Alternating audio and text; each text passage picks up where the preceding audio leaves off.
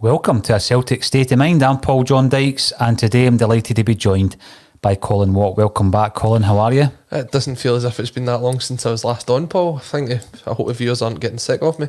No, I'm sure they're not, because yesterday you were replaced just with a big Axon banner.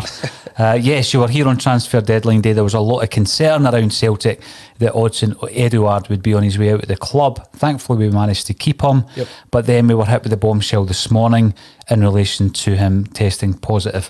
The big concern at the moment, I guess, is will he be back in terms of his fitness for the game against Rangers? Yeah, I mean, I see a lot of conflicting reports out there this morning, but I was kind of following different people's views on it. But looking at the guidelines, he has to self-isolate for 7 days from the day of his positive test, which was Monday, which means he will be in France for the next 7 days, and then after that should be able to fly home if he tests negative again, which we hope he does, which means he should be back in Scotland, all going well, for sort of the middle of next week. And I don't think there'll be any concerns really about him playing in the game against Rangers next Saturday. To be honest, if he tested positive in the UK, it would be the same. It was 10 days over here if you've got a positive test, 7 days in France. So even if there's an additional 3 days, he'll just have to kind of stay at home when he gets back to Glasgow. This is a bit of a non-story. This is going to be a regular thing in Scottish football this year. There's going to be lots of different players test positive through no fault of their own. Some it will be their own fault, like we've seen with the Aberdeen case. But let's be honest here, this is a virus we're having to deal with in our day-to-day life. So we're not going to see the end of this until there's a vaccine, and maybe not until months or years after that. So I think the biggest concern over the game next Saturday won't be whether Odsonne Édouard forces the game to be postponed. It's what will happen today when Nicola Sturgeon addresses Parliament and what restrictions she brings in. So for me, this is a non-story. We've covered it here. Odsonne Édouard, we hope he gets well soon. We hope no other players catch COVID for both teams, to be honest, because I want to see that game next Saturday with both the strongest 11s and get a really good game and beat them on the park and show them who is the best team in Scotland. Well, that's going to be all the chat that we're going to have really from now until the big game, Colin, is in relation to such matters as, and we were going to speak about this anyway, who we just started with up front. Now, the fact that Édouard's going to be having a period of isolation, does it work in our favour because he's not playing those games with France under 21s, or does it make him a wee bit rustier? I mean, there might be a positive to take out of this, not just the positive test. Yeah, no, you're right. I'm absolutely delighted in that sense that he won't be playing the 3 games or 2 games, whatever it is, for France, because one, it puts him in the shop window because he seems to score every time he goes away on international duty. No more of that, please, Eddie. You're already the top goal scorer over there. You don't need to score anymore. You just rest up. And 2, Neil Lennon's went on about how he's still trying to regain his form. He was going to sit down with him when he came back from France. Look, the boy's 22. He's going to hit a dip in form now and again.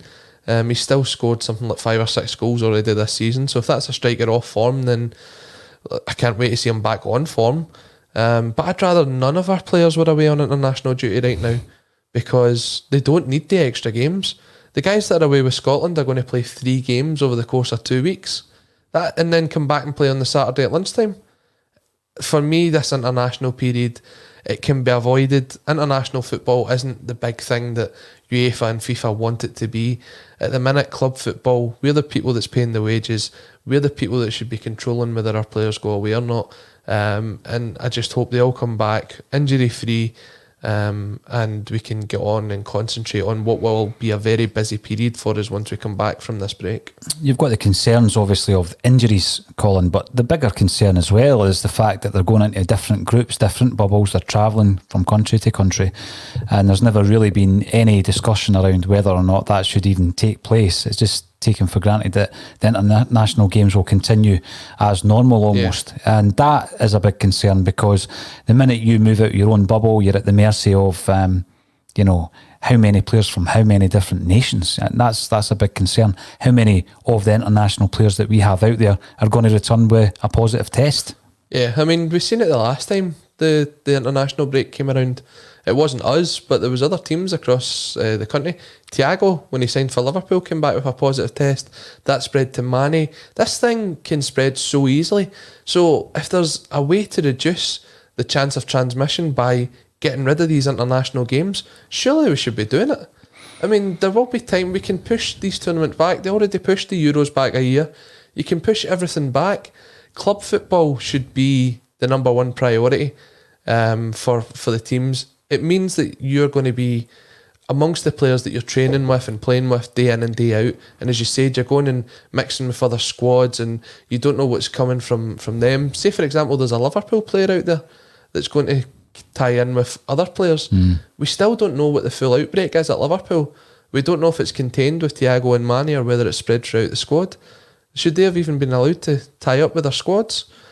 I don't agree with any of the international football breaks at the minute. I'm sure there'll be a lot of people out there that agree with me. There'll be others which enjoy watching international football that won't agree with me. That's just part of the argument. I'm happy to hear both sides of it. But as you say, it's two parts of that. The fact that your players are out there potentially getting injured, but also coming back with an illness.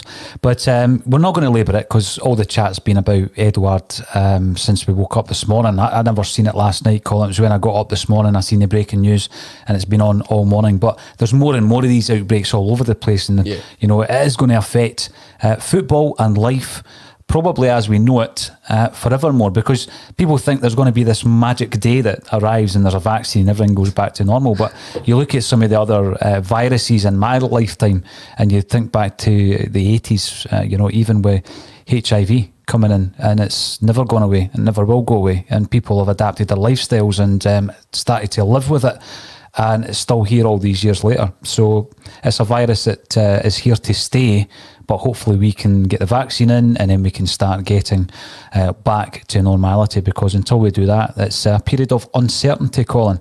Now, there's loads of comments coming through on our social media channels, which is always great to see. We don't always get a chance, obviously, to go through every single one of them because we're into the hundreds every show, Colin. But we do, and you've seen this morning, we do go through them even the following day to see if there's any good points coming through that we've missed. So thanks everybody for getting involved, and we will be going to some of these comments very, very shortly. We're trying to build up our subscriber base on YouTube, so if you're watching it on that platform, please click on the subscribe button and the notification button. You might be notified about things like Colin going and playing games. What was it you were up to earlier on, Colin? FIFA? Yeah, so it was good to see some of the Axon Bulletin viewers Regulars, actually coming in and commenting on it and actually getting involved. I mean, in this period where we're kind of into the international break, maybe things like that will keep the appetite of Celtic going. And well, unfortunately, we did a typical Celtic performance in Europe. We crashed out at the last 16 stage of the Champions League. But some would say that might have been set up for the fact that the new FIFA game comes out this Friday, and next week we'll be starting a new series on Game Changers, so who knows? Well, the thing with that, it's a point you made there, the last 16. Do you think, having seen the squad that Celtic have assembled and the teams that we've been drawn against, Colin, that Celtic can get out of that Europa League group? Do you know that this is going to sound probably, I don't know the right word here, but I honestly, at the minute, couldn't care. I couldn't care about Europe because these You're focused on the 10. Yeah, I'm just the 10, the Scottish Cup, the quadruple treble, the quintuple treble, whatever the right word is. I'm sure someone will correct me. I only care about that. We've made the group stage, we've made the money. The coefficient, not really bothered. But then the coefficient, as has been reported over the last couple of weeks, assists us in future tournaments. It assists us with the amount of qualifiers that we may or may not have to play. And I think it's a comment that you made there. I've heard that comment from quite a few Celtic fans. There's one who is, you know, he's supported Celtic a long time before I ever started going to the games, and he is so focused, Colin, on the domestic issues and the 10 in a row. He's not too concerned about Europe, whereas I just want it all. I want us to go in and do well in Europe.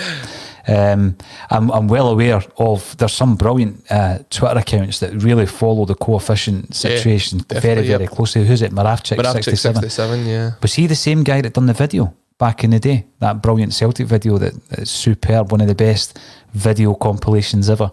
Could have been him. He's always up on the coefficient and how we're improving. And I think that when you look at the way that the draws made, certainly for the Europa League, it doesn't seem to assist you in any way. There's no many easy games out there, but it's the qualifiers that's the killer, isn't it? Yeah, but I mean, and the bottom line is, if you don't finish top of the league, then you're not going to be in the position when you're talking about qualifiers. Do you know what I mean? Like, obviously next season's a bit different because Scotland will have 2 entrants into the Champions League, right? But the top team finishes, and it means they've only got 2 qualifiers. The second place team have got 4 qualifiers and will come up against a lot harder opposition. But at the end of the day, I want to finish first in the league. And if going away on a Thursday night to Milan or Lille is going to compromise that, I don't want to be concentrating on that.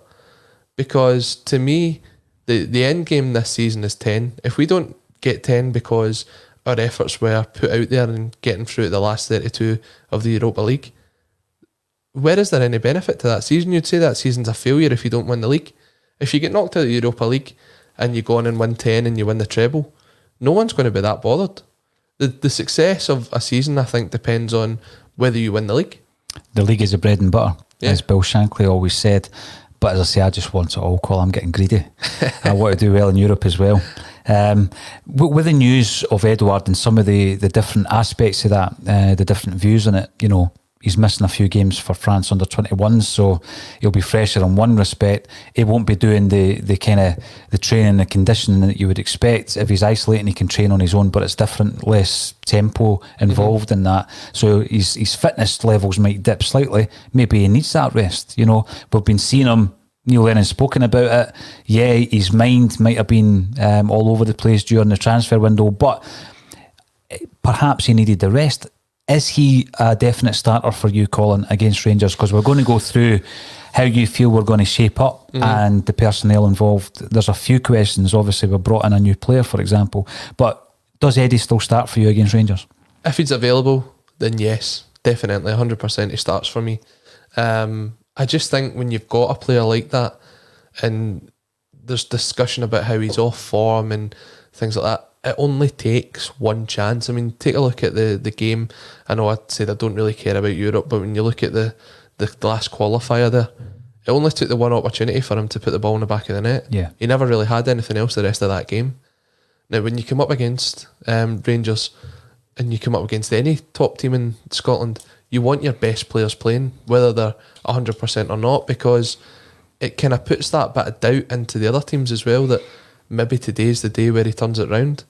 So I think if you go into the game with him not being 100%, it still puts that bit of doubt into the other teams. So I would definitely have him in the squad. Who I would partner him with at the minute, I would probably go with Lee Griffiths. However, there is news coming out of Celtic Park today that Albin Ayeti will be returning to training next week, which is ahead of schedule. It would be good to see those two playing up front, because I think they have a partnership which would put a bit of fear into the Rangers defenders. Édouard running at them, and then if anything is left there in and around the penalty box, Ayeti's going to stick it away. So I think they two will form a good partnership this season. I think the ideal partnership from the 4 strikers that we have at our disposal at the moment, my ideal partnership would be Édouard and Ayeti. Mm-hmm.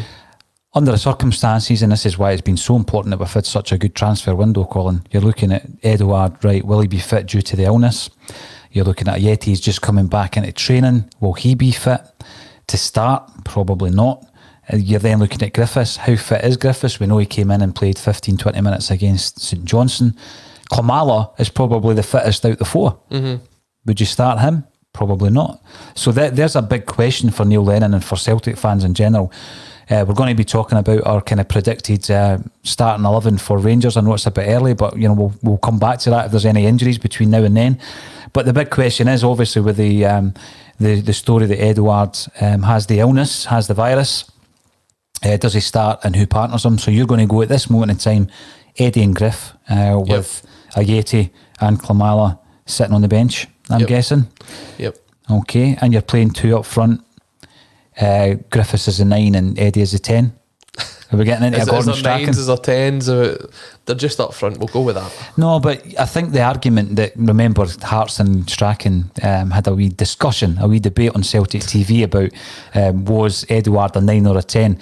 There's the out-and-out striker, if you like, and I always look at Griffiths as being the guy that's playing up front, and Édouard is off his shoulder or just, further back, and he's I don't want to use any of the modern technology, but he's playing slightly behind Griffiths rather than the two of them out and out. Is that how you see them? I don't know. I mean, what I see with them is, well, when I go back to last season, because it's the last time they both played together, there was a lot of interchange of how they played. Like, at 1 minute, Griffiths would be out wide and Édouard would be in the middle, and it would change round and Édouard would be out wide and Griffiths would be in the middle. I think they're very interchangeable. And the best part about their partnership was they know how each other plays, and they were starting to get there. If you go back to games like the St Mirren game, which is the last game before the virus broke out, the play that they had together, some of the build-up play to the goals was outstanding. It was a short, crisp passing, splitting open the defences, which we have struggled to do so far this season.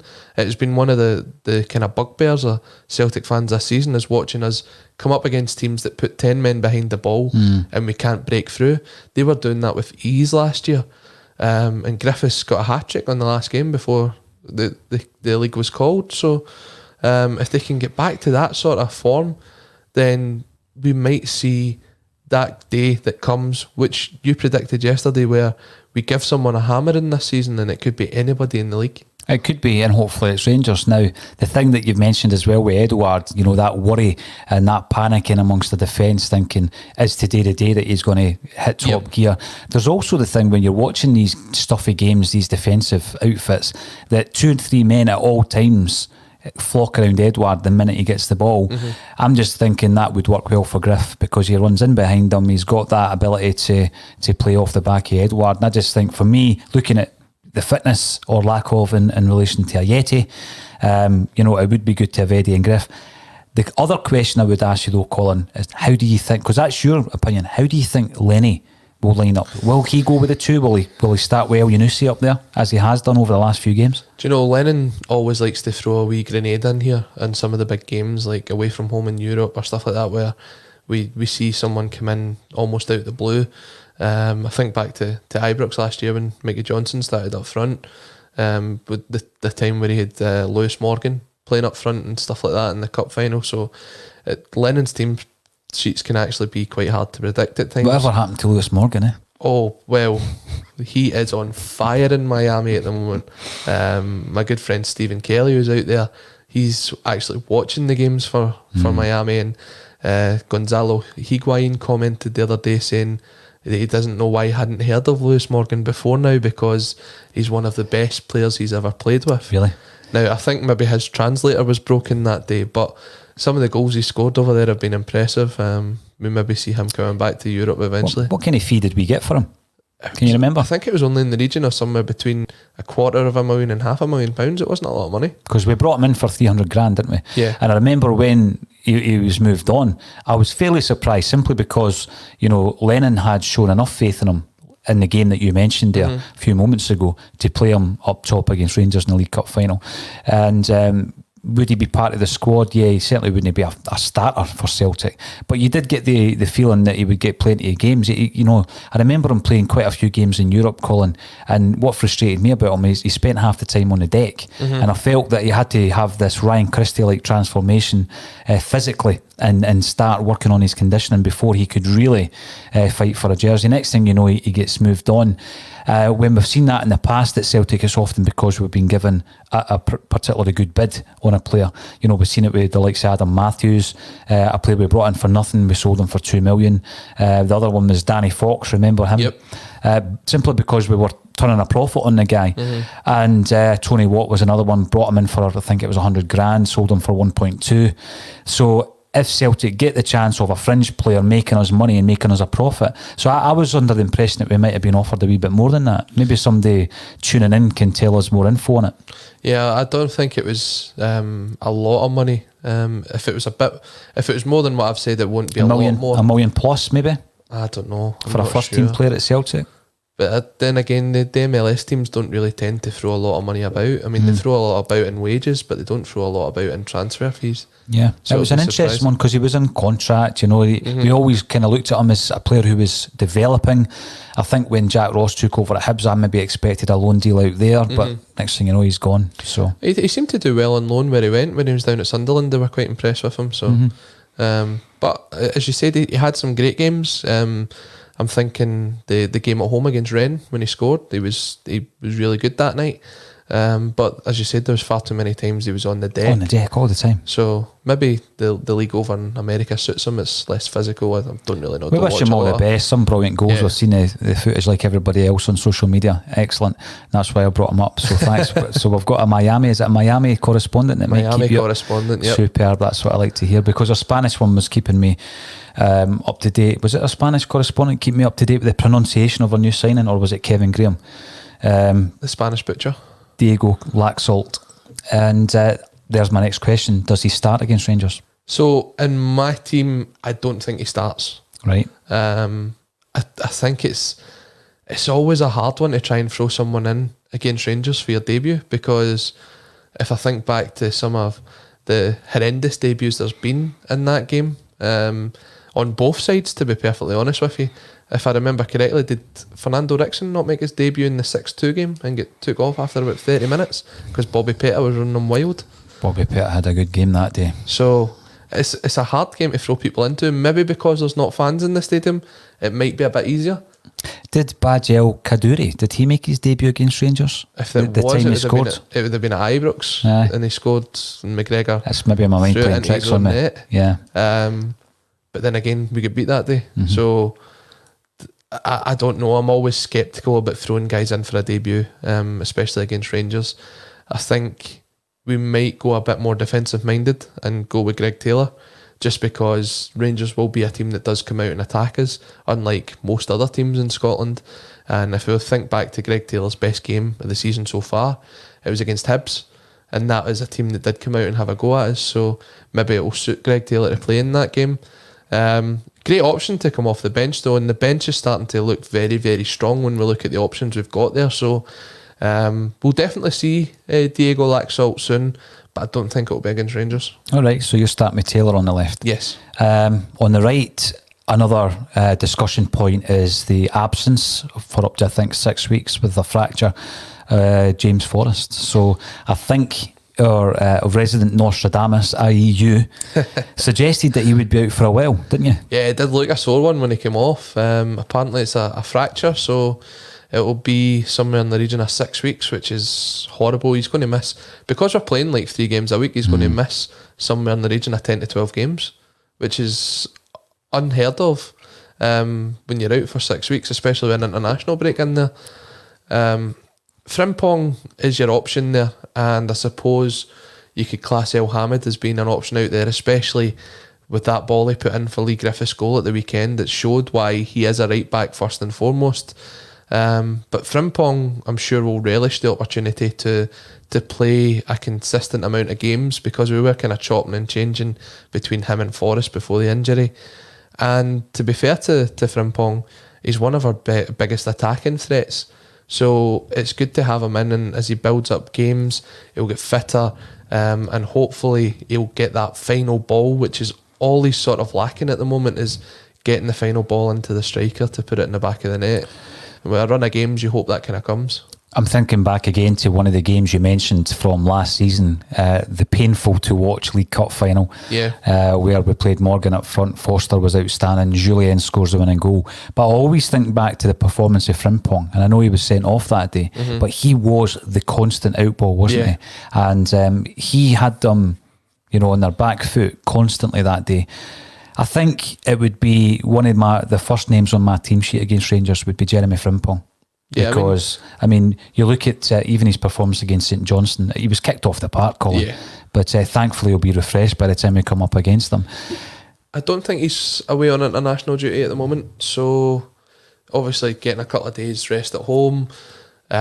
He must have had to go into an ice bath and get massaged after that game, because they kicked him off the park. It was horrendous.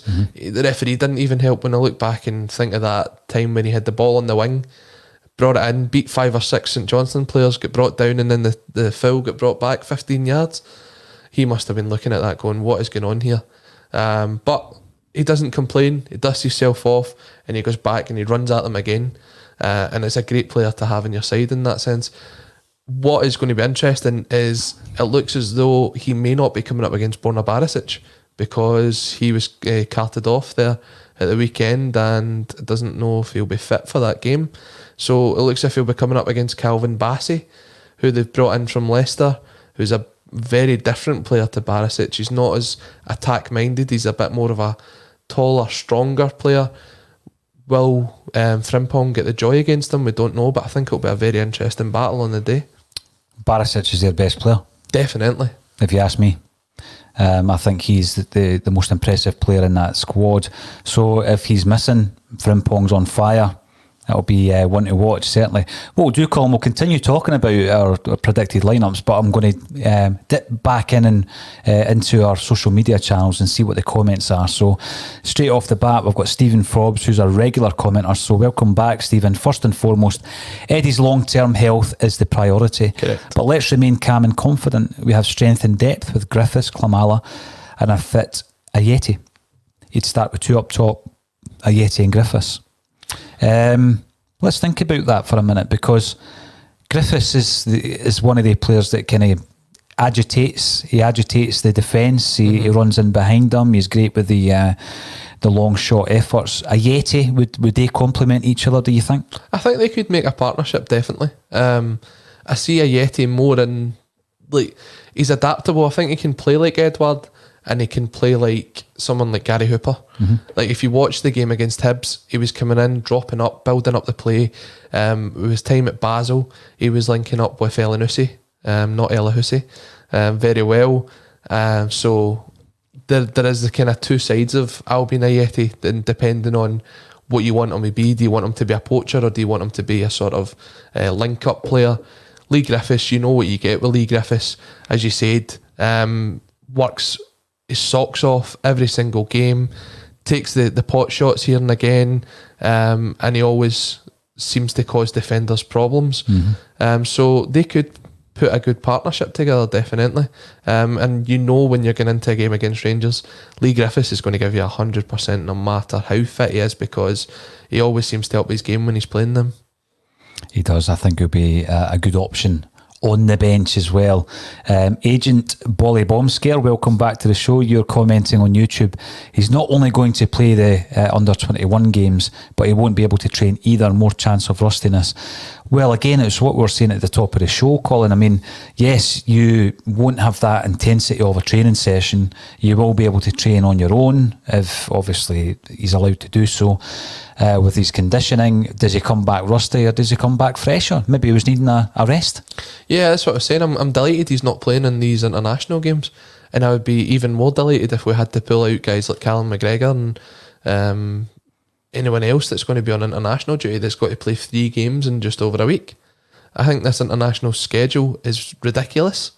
That if there was 3 games in a week and it was a club fixture schedule, teams would be complaining left, right and centre. But because it's internationals, it's just nothing that we can do about it. We're meant to get rid of these meaningless friendlies. I see England are playing Wales tomorrow night. That's a friendly. What's the need for that? It's just a case of filling the calendar up here, and we don't need to do it. So if the guys have got to fly back early from international duty, then I'm all for it. Helen McCallum, again a regular contributor to the show, so welcome Helen via YouTube. Saw on Twitter that Ayeti could be fit for the Glasgow Derby next weekend, which is good news. I think it's brilliant news. You want to enter a game like that, Colin, with as many of your first team squad fit, raring to go. Unfortunately, we're not going to have James Forrest at our disposal. Hopefully we will have Ayeti, hopefully we'll have Édouard. Is there anybody else? Is Mikey Johnson going to be back? That's another couple of weeks for him to get fit. Well, that's an interesting one as well, because I think about 3 weeks ago, Neil Lennon said he was about 3 weeks away from coming back into training. So that sort of ties in with now. Not seen a lot coming out from Celtic from the training sessions. Usually they put things on Twitter and Instagram, or even a wee YouTube video now and again, just to show the players back in training. Not seen Johnston in about there, but if you look at the squad we've got, and the amount of players that would think they are first team squad players, with a game like this coming up, you think it would only raise their intensity level to be part of that 20-man squad when we're going into the game. So I look forward to seeing who's going to impress Lennon between now and then to get himself into either the first team or onto the bench. I think Alan Morrison, a contributor to A Celtic State of Mind, Celtic by Numbers, and another excellent Twitter account to follow if you aren't doing so already. He, before we brought in Lax Salt, said we had 24 of a first team squad. That was his last count, and as you say, you know, Forrest is out. That takes us back down to 24 after the arrival of Lax Salt. So there's only going to be 4 disappointed first teamers out of that squad, isn't there? So I think when you're looking at who is going to play up front, it's a big question. It wouldn't surprise me, Colin, if Neil Lennon started with El Yunusi plus another up there and doesn't play with the out and out 2 strikers. Or Christie. He seems to do that this season as well. Christie and another striker up front. So again, as I was saying the point earlier, Lennon seems to make these kind of interesting team selections when we get towards a bigger game. So I think you'll do really well to pick the 11, because I'm not even sure he'll have it in his mind who he wants to play yet. Red Scotland, welcome back to the show. Édouard and Griffiths will be up front against Rangers. Now, the thing with Édouard and Griffiths is we know what they can do. We know what Édouard can do in dispatches with a Yeti. Klimala, we've not even mentioned Klimala.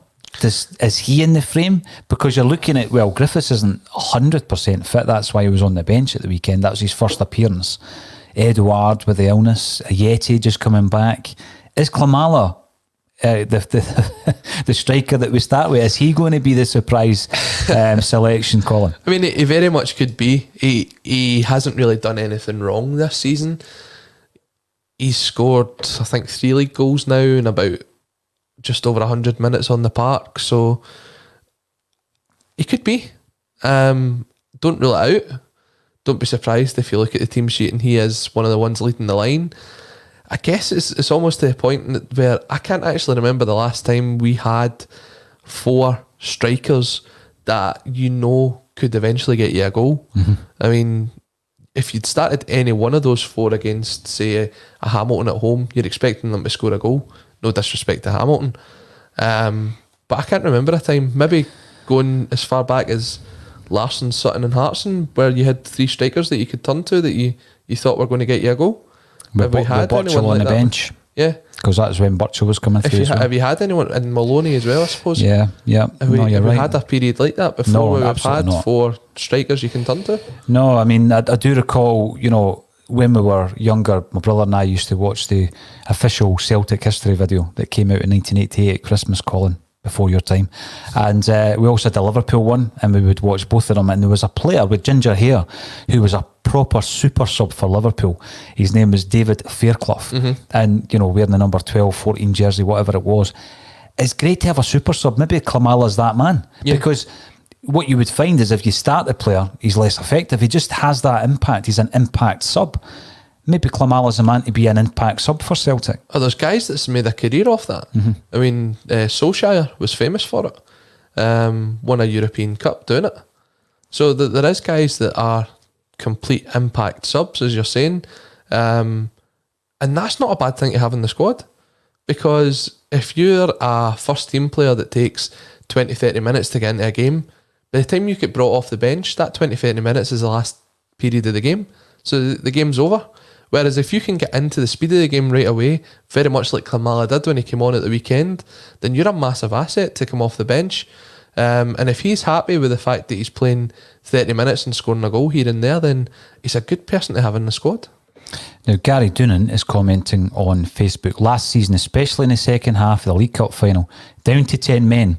We did the same thing to Rangers as what teams have done to us this season. We choked the life out of the game. Rangers that day ran out of ideas. The next game at Celtic Park, we were too open. It's a good point by Gary. Yeah, I remember that was one of the hardest games to watch last season, was that League Cup final. And I remember standing at Hampden going, just checking the clock every 2 seconds, and it felt as if it wasn't moving. But he's right, we totally stifled them. And one of the key attributes there was the saves from Fraser Forster, from Alfredo Morelos. And it'll be interesting to see how Barkas does. We've not really discussed Barkas yet. This will be a big game for him. It'll probably be one of the first times this season that he's properly been tested. How will he stand up against that attack? We don't know who Rangers will play up front. By all accounts, Morelos is having an off season. Will it be Roof? Will he be back in time? Will it be Itten? Will it be Defoe? We don't really know how they're going to line up, but what we do know is they will test Barkas with whoever they've got up front, and I'm hoping that the big man does us proud and actually shows the quality that he's got and silences the doubters he's had for absolutely no reason. Now, Declan McConville is coming on to remind us, I think it's on your agenda anyway, Colin. Big shout out to Jim Craig, who made his debut for Celtic 55 years ago today. Yep. Go Ahead Deventer, I think the name of the team was. Jim Craig, lovely big gentleman, lovely fella, great ambassador for Celtic, and of course the Lisbon Lion. And it's always great to catch up with Jim, and we all hope he's doing well. But 55 years ago, I mean, he looks great for his age, Big Jim, doesn't he? Oh, he's fantastic. In fact, we had him down in the Greenock CSC not that long ago for our annual sports person's charity dinner, and he loves to tell the story from Lisbon. You'd think, giving away the penalty, it's one of those things he doesn't want to talk about, but he loves talking about it, because to this day, he insists it's not a penalty. He insists that he never gave it away. So I'd be interested to know what the Celtic fans think, whether it was a penalty or it wasn't. Try not to be too biased on it. What do you think watching it back? I've seen it, and I think the referee's out of position. So I don't know how he managed to give it, but I guess we wouldn't have had that drama. And part of the fairy tale, isn't it? Exactly. It's the true underdog story of absolutely coming from the goal behind. But 55 years ago, European Cup Winners' Cup 1965. I wonder if there's anybody that's listening today that was at that game, could tell us the story. Well, I wasn't before you start that, Colin. Stephen Ray is commenting on YouTube. I think it's unlikely Édouard will play, so I would go with a front two of Ajeti and El Yunusi just off him. If Ajeti isn't fit, then you have to go with Klimala. I can see your thinking there, because that's what I'm talking about. Klimala's the fittest striker we've got at the moment. Yeah, but again, he's out away in international duty, so don't know how many games he's going to play for Poland's under 21s. Although the last time he was away, he scored a fantastic goal. Very similar to his goal actually at the weekend. So we'll see how he gets on. I think it's going to be hard to try and pick what the team will be. We can suggest who we would like to see play, but we'll need to see who comes back from the international duty fit, virus free, etc., before we can probably make our predicted 11s. Red Scotland is updating you, Colin. It's a quintuple. Thanks very much, Red, and thanks very much for watching the FIFA stream earlier. Hopefully we'll see you over on Game Changers on a regular basis. Yeah, absolutely. Now we've got loads of other comments coming through, so we'll certainly be looking at them as they come through. We know that you're playing Frimpong on the right and Taylor on the left, Eddie and Griff up front. Colin, could you maybe furnish us with the rest of your selections, please?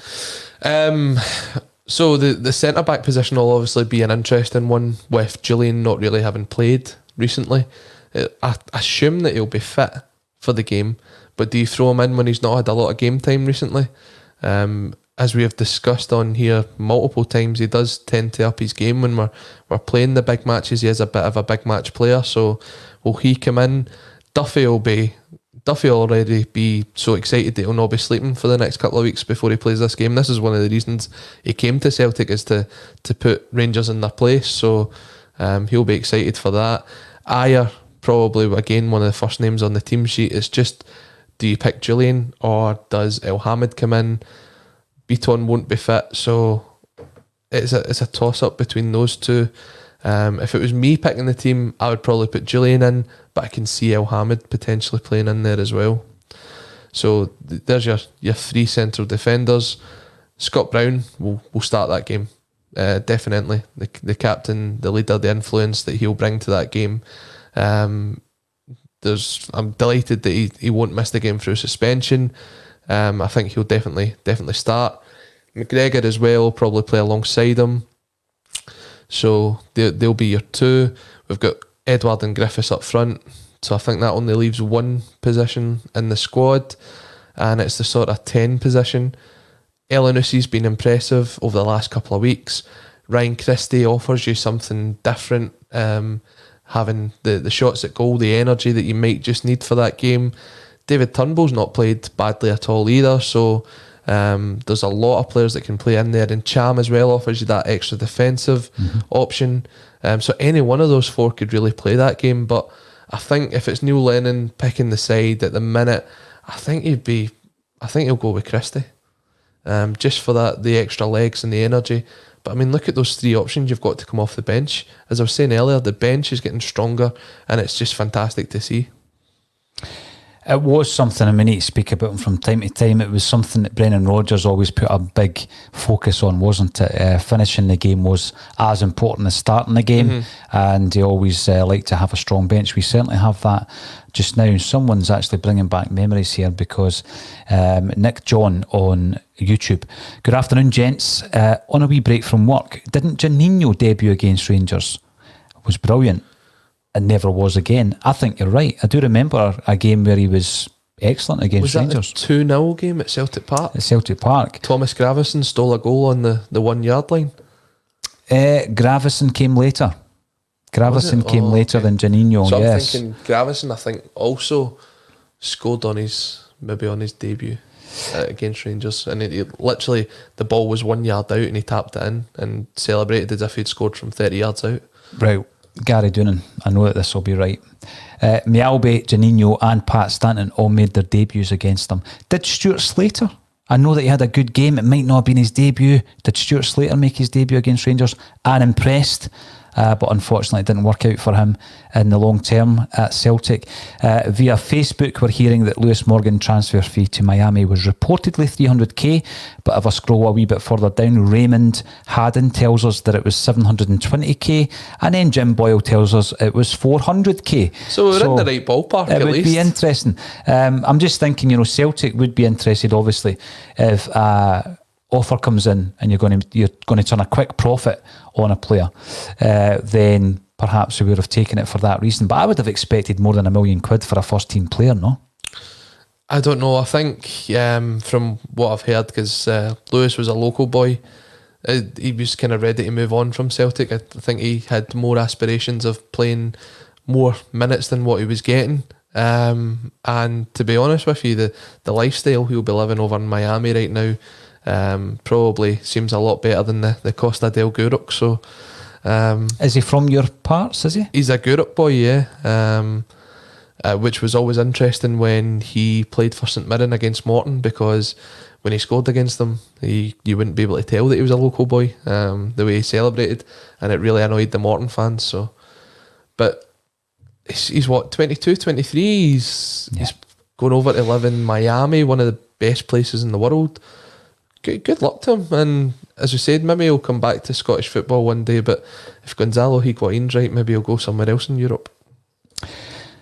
Paul Rees on YouTube reckons Ayeti and Griff will be starting against Rangers Wood. Neil Lennon risk Griffiths with a start in such a big game, and I say risk because that was the first appearance we had seen of Lee Griffiths since a friendly game against Hibs. I don't think he will. I've got to say, I'm not saying I know how Neil Lennon thinks. I can't look into his eyes, Colin, like some people out there, and I don't know how he thinks. But will he risk Lee Griffiths with a start? Is it a risk? I don't even know if it is a risk. I guess it all depends on his fitness, but he's been back training now for a couple of weeks, so I know obviously training's a totally different intensity to playing, but if you think that he's going to get you even a goal before half time and then maybe 10-15 minutes after it, if it's a risk, I think it's one worth taking. From time to time, Colin, we get fans of other clubs on this podcast, and I spend most of the actual broadcast blocking them because of the kinds of comments that they make. We spoke about it this morning. There's probably hundreds now blocked, and that's just what you need to put up with when you're putting out content on a Celtic State of Mind. But, and I've said this from day one, if something comes in and it's sensible and they're actually contributing to the conversation, we can look at it. Mm-hmm. We've got a user here, RFC72, who tells us that Barisic is fit, but Hollander has travelled home today from the Sweden squad with an injury. Ooh. So I've said myself, and I obviously don't know as much about the club as RFC72. When I've watched them, when I've seen them, Barisic is the guy that's impressed me, and I think he would be a big loss. But, you know, if that's true and Hollander's going to be missing the game, I think that's a big loss as well. Yeah, I still think from what I've seen, they're still trying to put a sort of settled back two together in there. They brought in the boy Balogun from down south, who seems to be very impressive so far this season. Interesting to see Barisic, as you said. I totally agree with you. I think Barisic is one of Rangers' best players for sure. I think he'll have a great game if he is fit and can play against us.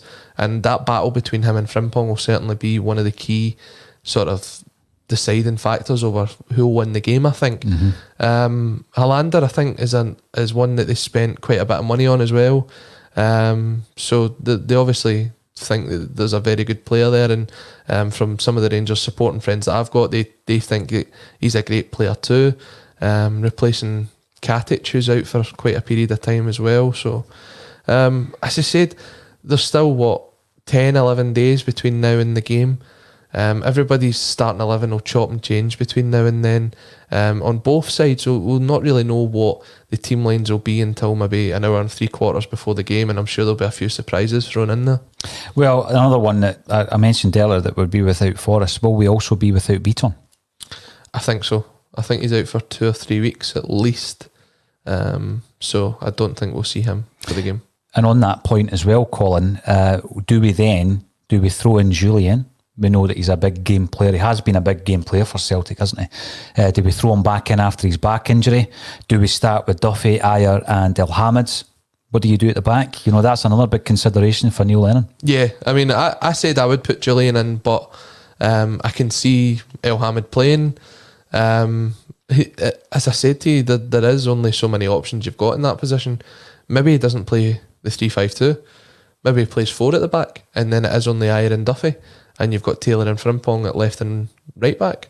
We don't really know how he's going to line up. No, but on that point, just again, to go back to something I said, I would never play Frimpong at right back. You know, if that was the case, I'd play Elhamed at right back. I wouldn't play Frimpong there. The thing then, if you go to 4 at the back, is who plays right mid, because James Forrest's injured. So you're going to put Christie out there? Frimpong. Well, there you go. So then you've got Elhamed and Frimpong. Yeah. So maybe there's a place for both of them in the team. Yeah, definitely. I don't think Frimpong's got the defensive qualities. And I'm not criticising him as a player. He's one of the most exciting players we've got on the books. The impact that he's made, particularly in the last 4 games, etc., has been tremendous. He will strike fear in the defence, the Rangers, if he's on form. But not a right back for me. Elhamed behind him, absolutely. Mm-hmm. I mean, as I said towards the start of the bulletin, seeing Elhamed on at the weekend there, when he put that ball over for Griffiths, it showed you why he is first and foremost a right back. Obviously, it's great that he's a bit of a utility player that can play centre half as well, kind of similar to Charlie Mulgrew, where he would play left back and centre back. Obviously, you've got Elhamed that can play centre back and right back, but you can always kind of see where someone's natural position is, and it kind of showed at the weekend. Although I like to touch on it again, Chrissy Ayer's touch out to him was absolutely outstanding. How he dragged the 2 players in and then flicked it by them. That's one of those ones you'll see on Soccer AM if it's still going on the highlight reel. Show button. Yep. Nick Brennan 67. I'm so glad he said that. I think he's referring to yourself, Colin, in relation to your focus being on the domestic game and on 10 in a row. Nick's been saying it ever since we got put out of the Champions League. It's 10 or nothing this season. You know, absolutely, the 10 in a row is the priority. If you win that, everything else is secondary to that. Mm-hmm. But as I said before, I'm just greedy. I just look at every competition. I want to do as well as we possibly can, and I'm sure Nick and yourself are the same. But absolutely, 10 is the priority. But I tell you what, the mentality you've got is the mentality that Neil Lennon will be trying to install within the players as well. Mm-hmm. He'll not want them to go out against AC Milan and Lille and have that mentality where, who really cares? The big games at the weekend against St Johnstone, or it's against Motherwell, or it's against Hibs. He'll want to go out and win as many games of football as possible as well, because when you're at Celtic, you don't really want to lose, ever. But for me, if there's a priority this season, it's domestically and it's not in Europe. What we've got here is a potential 3-4-3 coming to us from Brian Harkin. Barkas, Ayer, Duffy, Julian, Laxalt, McGregor, Brown, Frimpong, Odsonne Édouard, Albion Ajeti and Lee Griffiths.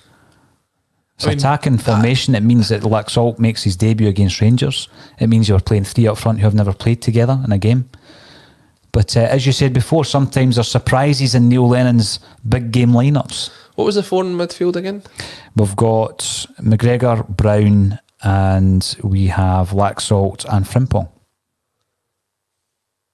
It's interesting that. I think it might be a team that we see this season, maybe at home to Hamilton or Ross County or someone like that. But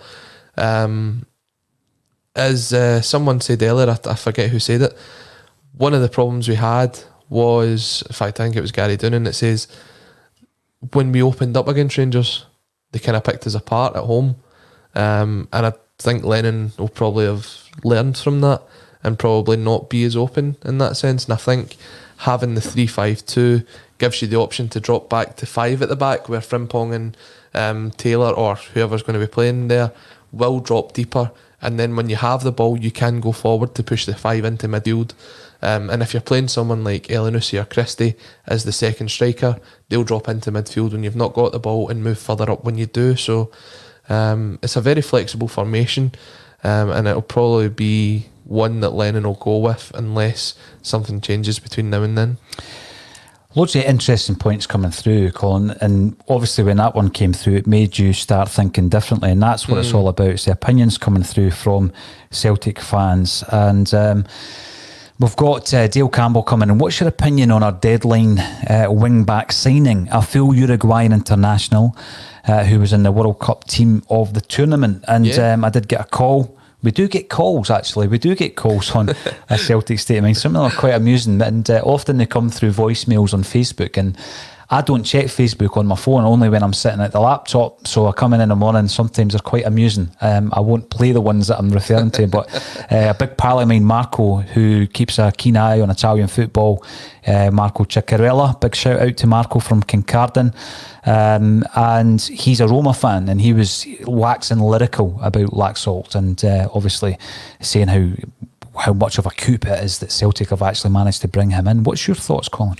I mean, again, he is a fantastic signing for the club. I actually looked up when he last played 90 minutes, and he played on the 24th of July against Atalanta at left back for AC Milan, so it was a while back since he last played. But you don't get caps for Uruguay and the amount of caps that he's got if you're a rubbish player. And you don't get the moves to AC Milan if you've not got some sort of quality. You don't get in the World Cup team of the tournament if you've not got some sort of quality. So the fact that we're actually signing guys like that, albeit it's a loan deal, but I mean, let's not go into the Charlie Nicholas thing about Celtic going cheap. That's not the case. We have signed a quality international player who needs to get game time ahead of tournaments coming up, like the World Cup, like Copa America, and he can't get it at AC Milan for whatever reason, but he wants to come to Celtic. And his words that he came out and says, I'm a Celtic player now, I only concentrate on Celtic, and I want to do my very best for the club. Well, good luck to him, because I hope he does, and who knows, maybe in the summer we'll be desperate for him to sign on a permanent deal. Sometimes, I spent an hour yesterday, and a big part of that was talking about Champagne Charlie. Where did it all go wrong, Charlie? The tweet for Celtic just destroyed them. It was hilarious. I'm Fair just sitting play to here the guys in thinking, the social media team. Brilliant. yeah, I think it's still, I think it's Leith that still runs that, and fair play to him. Ever since he's took over, some of the stuff that's come out, it's been fantastic. Even when they announced Diego, did you see what they did on the Twitter account? Changing it all into Spanish, fantastic. Look, we know as a broadcast that social media is so important to us. When we put out the broadcast, they go live on YouTube, they go live on Facebook and on Twitter, and it's the traffic from that helps us grow and get even bigger as a team. So Celtic are starting to really utilise it and utilise it really well. Don't get me wrong, there'll be some fails now and again, like when they announced Klimala on TikTok, but when you look at something like that, it shows you where new media is really taking over from the older mainstream media. When Celtic can destroy something that's been all over the papers with one tweet that's got less than 140 characters. So brilliant. It's fantastic. Oh, brilliant. James Downey, welcome back. It's always a pleasure to see you get involved in the broadcast. And James has come on to say that Christie doesn't look interested lately. Don't know what it is. He's not going anywhere. So now is the time to focus. Well, what I would say is, just going back on my notes here against Sarajevo, because I've heard a lot of this, and obviously there was a concern about him not celebrating the goal against St Johnstone, etc. Yep. Let's have a look at Christie's second half now against Sarajevo. 51 minutes into the game, Christie sets up Aya. Aya should have scored. I think he's 8 yards out and he misses. 63 minutes, Christie has a long range shot and gets a save from the keeper. 4 minutes later, a corner from Christie onto El Hamid. Chance of the match at that point, the volley came close. 70 minutes, Christie's shot, Eddie goal. Yeah, because the goalie spilled it. 74 minutes, another Christie shot, and on 78 minutes, Christie's corner to Duffy, which I thought he should have scored. Everything creative in that second half came through Ryan Christie. So yes, I get that he makes mistakes. I get that sometimes when there's a better option on, he goes for a shot. But I don't subscribe to the fact that he's off the boil. I think he's still creating for Celtic. I think he's very hot and cold. If you look back at the first half of that Sarajevo game, I don't think he had a great first half. Again, I think the Hibs game, where he set up the first 2 goals, and then the second half he couldn't really hit a corner. It may be a different game, but there's been times like that this season where he has been fantastic for 45 minutes, but I don't think we've seen a proper 90-minute performance out of Ryan Christie so far this season. Actually, thinking back to the Hibs game, I'm sure he came off for Turnbull, but there was a game this season where he was fantastic for 45, and then the second 45 he was anonymous, or the crosses were terrible. And when we get that 90-minute performance out of Ryan Christie, then it'll be a long time coming. It's the same with Scott Brown so far this season. There's been times where the first 45 minutes he's been outstanding, and then as the game hits sort of 65, 70 minutes, he's sort of tired, and sometimes it's cost us, like the second Livingston goal where he didn't close down his man.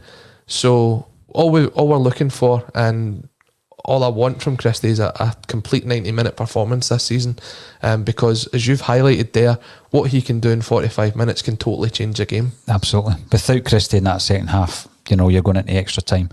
Now, Pat Beirns, now I've been known to mispronounce people's names, so apologies, Pat. You are commenting on YouTube. You're surprised that Dembele didn't go out on loan. The reason that I'm going to focus on that for a moment is we have spoken about the right-hand side of the pitch, Colin. Forrest is out. What's your options, if Frimpong wasn't playing, or if he was unfit, which might happen this season due to the amount of assaults that he's suffering game to game. Dembele started off the season on the bench. Now he's nowhere to be seen. What I'm going to say here, I'm going to throw this one out, is I've given a lot of praise to Neil Lennon about his man management of players like Lee Griffiths, Olivier Ncham, Odsonne Édouard, the way that he's managing people who, Ryan Christie, for example, who might not want to be there, isn't signing a new contract, but he's managing them and he's getting them game time, and he's creative as a result of that. Yeah, he didn't celebrate the goal. Somebody told me he'd done a wee fist pump, but we didn't see the replay. I think Neil Lennon is going to manage Dembele back into the first team. I wouldn't be surprised. I think first and foremost, Celtic will be desperate to get his contract situation sorted out, because he is a free agent next summer, which means from January he would be available to talk to potential new clubs. I think Celtic will be desperate to tie him down on a new deal, and maybe once they get that contract situation sorted out, then he can concentrate on getting back in amongst the first team, because I think there is a talent in him, and we've just not seen the best of it so far this season. He was definitely integral as pre-season. He was playing, I think he played almost every single game pre-season, whether it be 45 minutes, 60 minutes or the full game. So when we're looking at the amount of games we've got coming up, we need to have the squad as big as possible. And when you've got someone like that who isn't getting in and around the first team squad, you need to do what you can to get him in there. Mm-hmm. One final point before we go for the day, Colin, is from Gary Doonan. George McCluskey was a super sub under McGarvey and Nicholas. Is Klimala our new super sub? Is he the impact sub that can come on and get in behind the defenders? I hope so, because sometimes you need a super sub, don't you? Yeah, definitely. And as I said, it's a skill to be able to get up to the speed of the game so quick in the way that he's managed to do so this season. And I'm sure over this period of Celtic's history, there's been numerous super subs that just don't spring to my mind at the moment. But maybe that's a talking point to lead off tomorrow's bulletin, live at 12:30 every day on YouTube, Facebook and Twitter. So if anyone that's watching will be watching again tomorrow, have a think and see who was potentially Celtic super subs over the years. We'll all have a wee look at that, Colin. It's been brilliant to catch up with you again. I've got to thank everybody for getting involved on a Celtic State of Mind social platforms. But all that's left for me to say this afternoon, Colin, is thank you again for joining me on a Celtic State of Mind. Hail, hail.